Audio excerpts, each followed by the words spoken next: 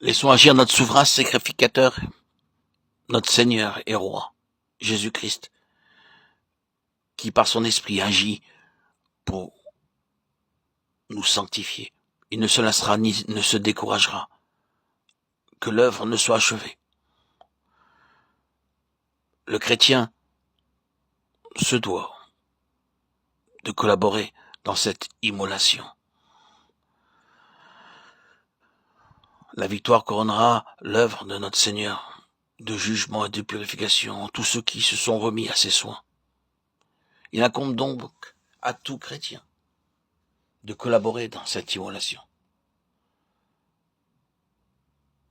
de faire un don de soi, un don complet de son être tout entier sur l'autel de la croix, comme autrefois celui de l'Holocauste sur l'autel du sacrifice, dont, sans arrière-pensée, sans regret, avec la volonté arrêtée d'être rendu conforme au Seigneur en sa mort, Philippiens 3,10.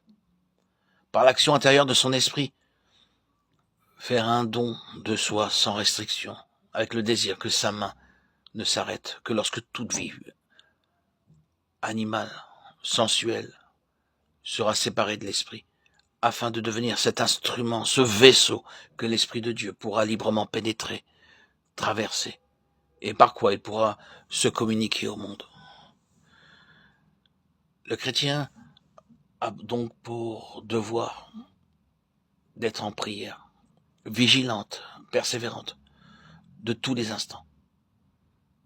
Celle-ci accompagnera la lecture des Écritures qui révéleront tout ce qui est sensuel, animal, ce dont le chrétien se séparera aussitôt en obéissant implicitement à la lumière reçue, selon qu'il est exposé. En ce passage, vous avez purifié vos âmes en obéissant à la vérité par l'Esprit. Il devra chaque jour porter sa croix, en toutes circonstances. Il incombe à tout chrétien de remporter une victoire décisive sur les œuvres de la chair et tout autre péché, en même temps que l'Esprit de Dieu poursuit son œuvre de séparation et enseigne à marcher selon l'Esprit. Lorsque le chrétien était encore ici-bas, le Seigneur invita à plusieurs reprises ses disciples à porter la croix.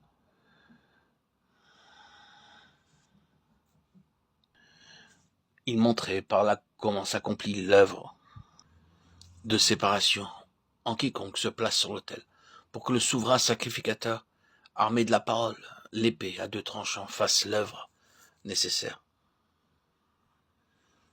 Lorsque le Seigneur était encore ici-bas, le Seigneur invita à plusieurs reprises ses disciples à porter la croix. Celui qui ne prend pas sa croix et ne me suit pas n'est pas digne de moi. Celui qui aura conservé sa vie la perdra, et celui qui aura perdu sa vie à cause de moi la retrouvera. Matthieu 10, 38, 39.